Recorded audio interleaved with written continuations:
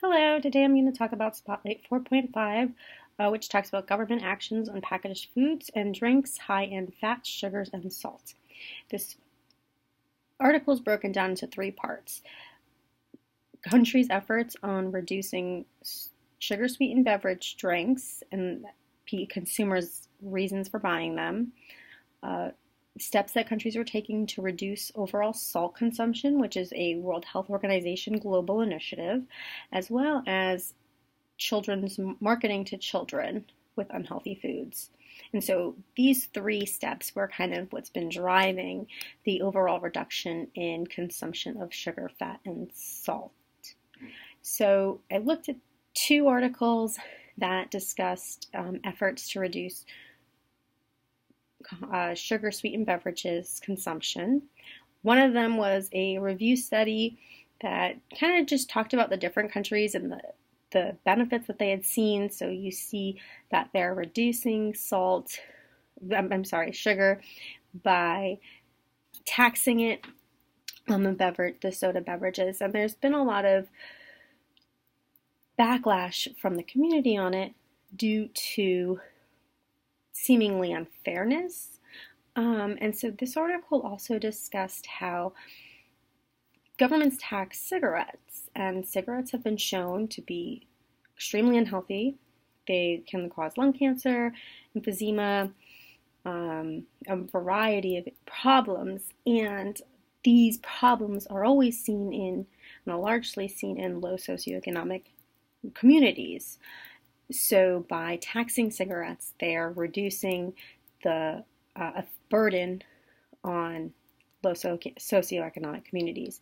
And so they're using that argument to say that soda and other high sugar beverages is linked to obesity, diabetes, and other comorbidities. And so it's within the right of the government to tax the soda. And so I think that is a great kind of point to be made, because consumers don't really understand the detrimental effect that soda can have long term, where it might taste good today, years from now, you'll start to see the effects. And the other article I looked at was from the UK, and the UK wanted to tax any drink that was 5 grams per 100 milliliter or more. And so if the drink was between 5 grams per 100 milliliter to 8 grams per 100 milliliter, there was going to be a tax on it. And if it was above 8 grams per 100 milliliters, it was going to have a higher tax. And the Beverage Association decided that that was unacceptable and retaliated by saying that we're going to take action to reduce the sugar in the drinks so that they're not as taxed, so that the consumer is not as distracted or discouraged from buying this drink. And according to the article, that was like the first major advancement in the companies coming back saying, we're not going to accept that, we're going to change it. Whereas before, everybody was just kind of complaining that, oh, we're going to tax it, that's unfair, you shouldn't change how people purchase things.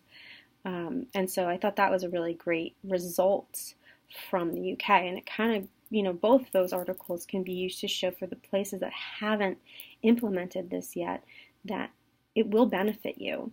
The countries that have, and the cities that have adopted it have seen decreased soda consumption and decreased obesity.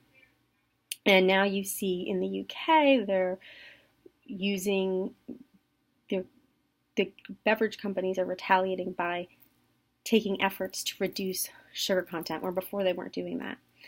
Additionally, it should be noted, both of these studies talked about allocations of those taxes. And those taxes should be going back into the communities. And a lot of places have done that. They recommend earmarking the funds for specific things. So access to clean water, more sidewalks, better public places to play, just kind of generally increasing health within the communities. I looked at one article that dealt with the salt intake And this was a randomized control trial that did interventions based off the theory of change model. They first contacted they had a randomized, they had a control group, and then they had a they had a they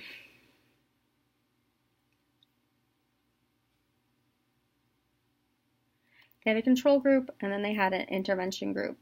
The intervention was 3 parts, where they did, the first part was like emails and calls, and then they advanced it to give more information about, and the goal was to kind of incentivize these companies by information to get them to take greater steps to reduce salt content. But the study really didn't show that there was a difference between efforts that were made from the intervention group versus the control group. What happened was, so in the end, they only had, of a sample of about 45 total participants from these companies based in Australia, they only had 6 control and 3 intervention groups agree for an interview.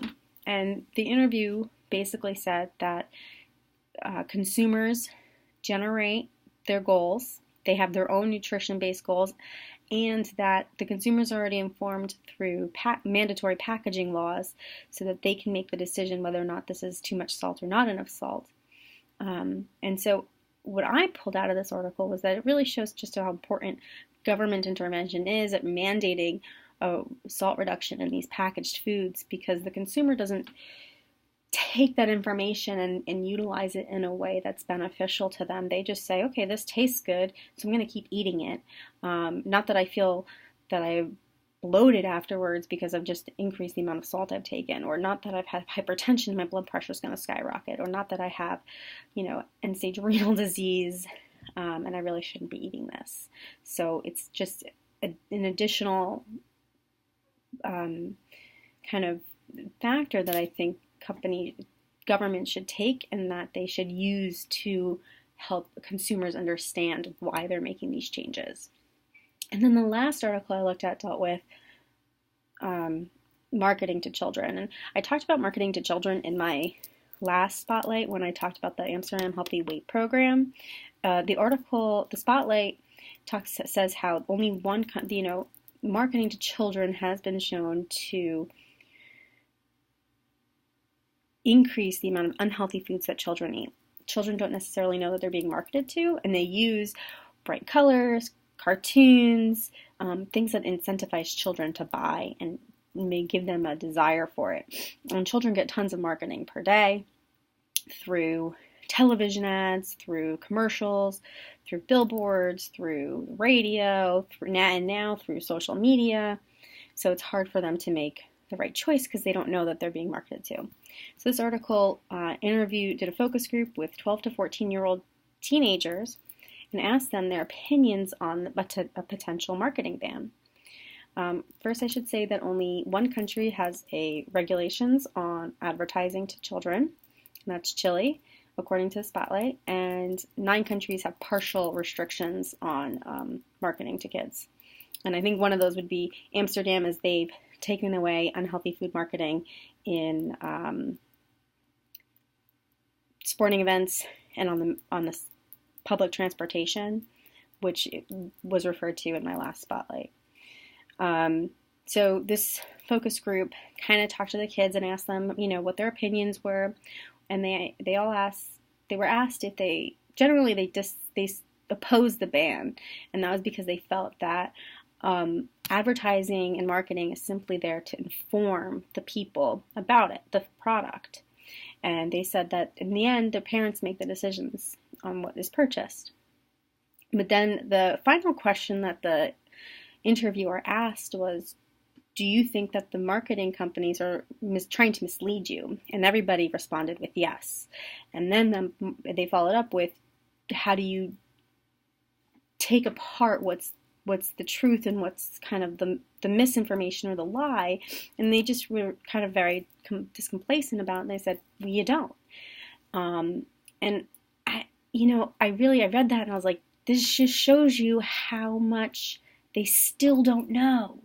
They know that they're being marketed to because they said that, yeah, I get that this is marketing to me. And then they also said that they know that they're lying to them and they're trying to get them to buy something. But they still don't think it factors into their actions. And so I think that's kind of even a bigger driving factor to support a marketing ban, or at least a reduction in the amount of advertisements allowed to be marketed to children. And and hopefully they can change just how they do it and maybe change what they market. If you could start marketing healthier fruits and vegetables, drinking water, getting exercise to kids, how would that change how the kids spend their day and what they eat on their plates? So overall, I chose this spotlight because I think it's really interesting. I do support a soda tax. I do think that government should kind of take more active steps into reducing. If the goal is to reduce overall salt intake for the individuals, then more action needs to be taken than just requiring labeling laws. And I think also too that we should take more active interest in how we're marketing to our children, because many places have seen increases or like no decrease at least in the amount of obesity, and it is greatly impacting minorities and children. And so I would definitely encourage everyone to kind of take a little bit better look at these factors and make, kind of figure out your own opinions and then utilize that as we progress forward. So thank you.